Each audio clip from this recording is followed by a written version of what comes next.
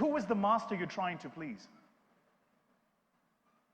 In this moment and in this season, I think as a generation, we are called to truly understand what it's going to take, one and all, to work with each other, but to build with each other. This is, I think, the generational mission of the platform. I said this to my brother, Pastor Pojo, the last time, and I will say it now here publicly, that what has started as the platform Nigeria, in my mind, needs to be the platform Africa.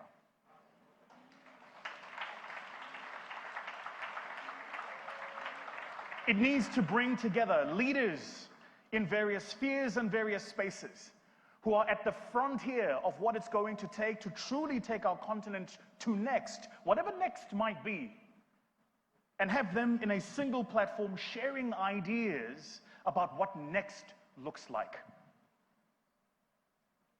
In my world, I spend an awful lot of time looking for investment arbitrage, an awful lot of time looking for the ability to buy X and sell at Y in a particular time period, and make sure that my risk, what we would call in finance your risk adjusted for the cost of taking that risk, make sure that you earn a return that is commensurate to what the investors are looking for.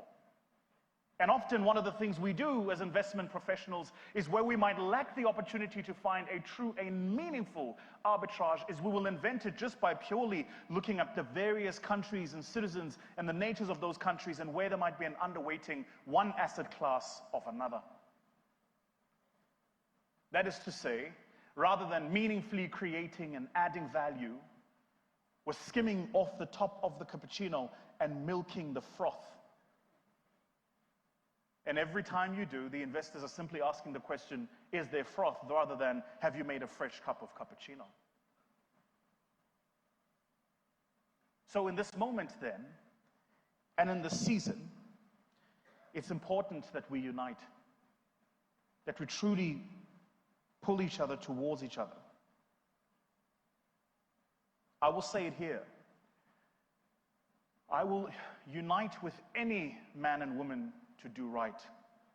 I will unite with nobody to do wrong.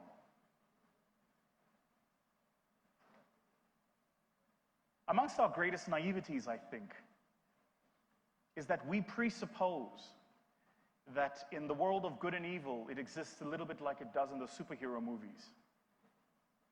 It's how we approach the world. There's a bad scenario and superhero flies in and saves things.